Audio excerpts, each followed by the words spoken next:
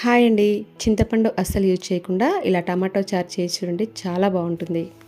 మరీ పుల్లగా లేకుండా చాలా టేస్టీగా కమ్మకమ్మగా చాలా బాగుంటుందండి. ఈసారి టమాటో చారు చేయాలనుకున్నప్పుడు ఇలా చేయండి. పిల్లలు కూడా చాలా ఇష్టంగా తింటారు. ఇక్కడ నేనైతే ఒక హాఫ్ కేజీ కంటే కొంచెం ఎక్కువ టమాటోస్ తీసుకున్నానండి. మంచిగా నీట్గా కడుక్కున్న తర్వాత టమాటోస్ని ముక్కలుగా కట్ చేసుకొని ఒక గిన్నెలో వేసుకొని టమాటోస్ మునిగేంత వరకు కొద్దిగా వాటర్ యాడ్ చేసుకొని ఒక టీ స్పూన్కి పసుపు కూడా వేసుకొని మూత పెట్టుకొని మీడియం టు హై అడ్జస్ట్ చేసుకొని టమాటోస్ని ఇలా ఉడికించుకోవాలి. చూడండి, ఇలా పైన తొక్క ఈజీగా ఉడొస్తుంది కదా. టమాటోస్ని అయితే మంచిగా మెత్తగా ఉడికించుకోవాలి. ఇలా ఉడికిన తర్వాత స్టవ్ ఆఫ్ చేసుకొని పూర్తిగా చల్లారనివ్వాలి. చల్లారిన తర్వాతనే ఈ టమాటోస్ నుంచి గుజ్జు పిసికినట్టు చేసి తీయాలండి. వేడి మీద మనం ఇలా చేయి పెట్టి పిసకలేం కదా. వేడి తగ్గిన తర్వాత ఇలా చేసుకోండి. మీకు ఇలా చేయడం వీలు కాకపోతే స్ట్రైనర్లో కూడా వేసుకొని చేసుకోవచ్చు. నేనైతే ఇలా గట్టిగా పిసికేసి పల్పంతా అందులోనే ఉంచేసి జస్ట్ తొక్కల్లాగా ఉన్నవి తీసేస్తున్నానండి.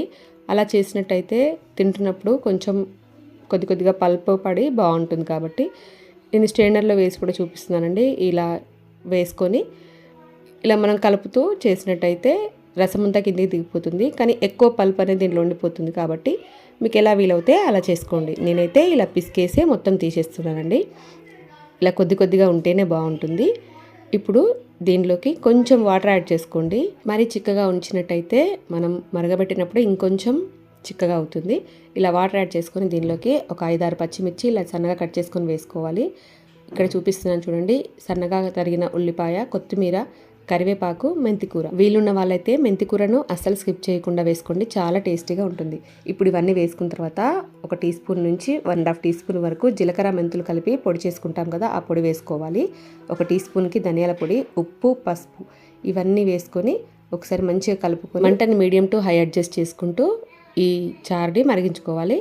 మంచిగా ఉడికినప్పుడు పచ్చిమిర్చి, ఉల్లిపాయ, కొత్తిమీర ఇవన్నీ బాగా మరిగి మంచి ఫ్లేవర్ ఇస్తుందండి. చూడండి, ఇలా చారు చిక్కబడుతున్నప్పుడు స్టవ్ ఆఫ్ చేసుకొని దీనిలోకి పోపు వేసుకోవాలి.